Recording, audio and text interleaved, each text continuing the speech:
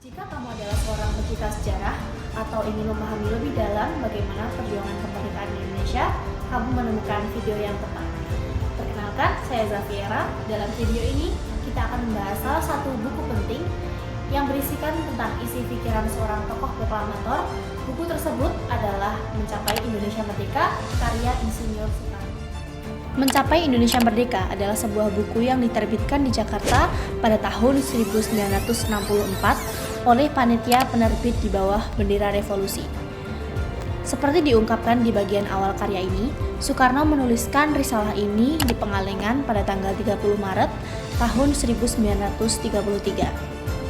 Dalam tulisannya, Soekarno memberikan pandangan mendalam mengenai visi dan juga misi untuk mencapai kemerdekaan Indonesia.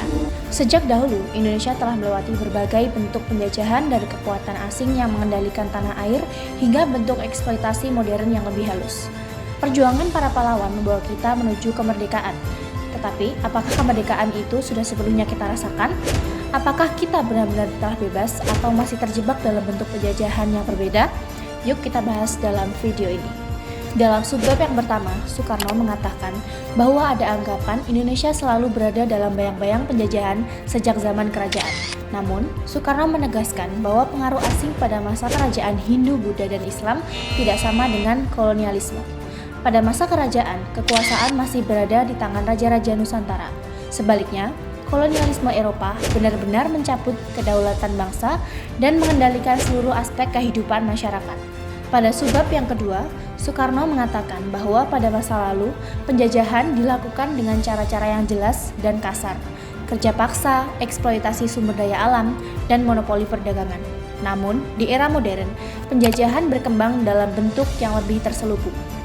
Bukan lagi melalui kekuatan militer, tetapi dengan kontrol ekonomi, investasi asing yang tidak seimbang, dan sistem perdagangan global yang membuat negara berkembang tetap bergantung pada negara maju. Indonesia memiliki tanah yang subur, sumber daya alam yang melimpah, dan hasil bumi yang beragam. Namun, mengapa masih banyak rakyat yang hidup dalam kemiskinan? Hal ini terjadi karena sistem kolonial telah menciptakan struktur ekonomi yang hanya menguntungkan pihak penjajah. Bung Karno menekankan bahwa kemerdekaan sejati bukan hanya mengusir penjajah, tetapi juga membangun sistem ekonomi yang berkeadilan dan berpihak pada rakyat. Pada subbab yang keempat, Bung Karno mengajak bangsa Indonesia untuk menyadari bahwa penjajahan bukanlah nasib yang harus diterima. Bangsa ini telah terlalu lama tertidur dalam belenggu kolonialisme. Oleh karena itu, perjuangan untuk meraih kemerdekaan harus dimulai dengan membangun kesadaran nasional dan semangat untuk bangkit melawan ketidakadilan. Dalam subbab yang kelima, Soekarno membahas tentang peran partai politik dalam perjuangan kemerdekaan. Partai politik memiliki peran penting dalam perjuangan bangsa. Partai bukan hanya sekedar alat untuk memperoleh kekuasaan, tetapi merupakan wadah bagi rakyat untuk menyalurkan aspirasi dan memperjuangkan hak-hak mereka.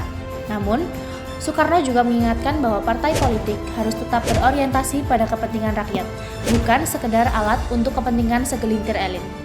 Dalam subbab yang keenam, Bung Karno mengatakan, seringkali kemerdekaan dianggap sebagai akhir dari perjuangan. Namun, Bung Karno menegaskan bahwa kemerdekaan hanyalah jembatan emas menuju masa depan yang lebih baik. Setelah merdeka, tugas yang lebih besar menanti, yaitu membangun sistem ekonomi yang kuat, hukum yang adil, dan juga pendidikan yang merata untuk seluruh rakyat. Dalam subbab yang ketujuh, Soekarno mengungkapkan, dalam perjalanan menuju kemerdekaan dan pembangunan, perbedaan pendapat pasti akan muncul. Ada yang menginginkan perubahan cepat, ada pula yang masih mempertahankan cara lama. Perbedaan ini adalah hal yang wajar, namun yang terpenting adalah menjaga persatuan dan memastikan bahwa seluruh elemen bangsa bergerak menuju tujuan yang sama, yaitu kemajuan Indonesia. Dalam subbab yang ke-8, dikatakan bahwa dalam sepanjang sejarah, rakyat yang merasa suaranya tidak didengar seringkali turun ke jalan untuk menyampaikan aspirasi mereka. Ada yang memilih jalur damai, ada pula yang menggunakan cara yang lebih radikal. Bung Karno mengingatkan bahwa kekuatan rakyat adalah aset terpenting dalam perubahan, tetapi harus diarahkan dengan bijaksana agar menghasilkan perubahan yang konstruktif, bukan sekedar menciptakan kekacauan. Dalam subbab yang ke-9, Soekarno mengemukakan bahwa merdeka bukan berarti semua masalah langsung terselesaikan. Sebaliknya, setelah kemerdekaan diraih, Indonesia menghadapi tantangan yang lebih besar, yaitu bagaimana membangun kemandirian dan memastikan bahwa bangsa ini tidak kembali terjebak dalam bentuk penjajahan yang baru, baik secara ekonomi, politik, maupun budaya. Dalam subbab yang terakhir, Soekarno mengemukakan bahwa kemerdekaan sejati bukan hanya bebas dari penjajah secara fisik, tetapi juga terbebas dari kemiskinan, ketidakadilan, dan juga ketertinggalan. Ini bukan hanya tanggung jawab pemerintah, tetapi juga seluruh elemen masyarakat. Indonesia benar-benar merdeka hanya dapat terwujud jika seluruh rakyatnya bersatu, bekerja keras, dan juga berkomitmen untuk membangun bangsa yang mandiri dan juga berdaulat. Buku Mencapai Kemerdekaan Indonesia karya Insinyur Soekarno adalah salah satu teks yang penting dalam sejarah perjuangan bangsa. Buku ini berisi gagasan, strategi, dan juga semangat revolusioner dalam upaya membebaskan Indonesia dari penjajahan. Setiap buku tentunya memiliki beberapa kelebihan dan juga kekurangan. Untuk kelebihan yang pertama menurut saya adalah buku ini ditulis dengan bahasa yang bersemangat dan juga menginspirasi. Soekarno menulis dengan gaya bahasa yang penuh semangat, membuat pembacanya ikut merasakan perjuangan dan juga cita-cita besar untuk Indonesia. Kemudian, kelebihan yang kedua adalah buku ini relevan sepanjang zaman. Meskipun ditulis dalam konteks perjuangan kemerdekaan, nilai-nilai yang disampaikan tetap relevan dan juga membangun bangsa yang lebih baik di era modern.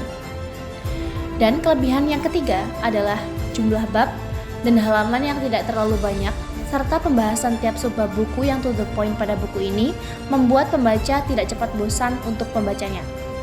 Kemudian, untuk kekurangan buku menurut saya hanya satu, yaitu bahasanya yang kadang sulit dipahami. Soekarno sering menggunakan metafora dan juga kalimat panjang yang bisa membingungkan bagi pembaca yang terbiasa dengan bahasa yang sederhana. Setelah membahas buku Mencapai Indonesia Merdeka, satu hal yang jelas adalah pemikiran Bung Karno tidak hanya relevan pada masanya, tetapi juga masih berhubungan dengan kondisi saat ini. Soekarno menunjukkan bahwa perjuangan bukan hanya soal perlawanan fisik, tetapi juga membutuhkan strategi, persatuan, dan juga pemikiran yang matang. Melalui buku ini, kita disadarkan bahwa kemerdekaan bukan sekedar terbebas dari penjajahan, tetapi juga bagaimana kita mengisi dan juga mempertahankan kemerdekaan tersebut. Perjuangan tidak berakhir pada proklamasi. Kita masih memiliki tanggung jawab yang besar untuk menjaga dan mengisi kemerdekaan ini. Bung Karno telah memberikan banyak pelajaran berharga melalui karyanya, dan kini saatnya kita untuk menerapkan dalam kehidupan nyata. Berikut tadi adalah review buku Mencapai Kemerdekaan Indonesia. Semoga video ini memberikan insight baru untuk kalian. Jangan lupa untuk like, berkomentar, dan juga share video ini agar kita bisa berdiskusi lebih lanjut. Sampai jumpa di video berikutnya. Merdeka!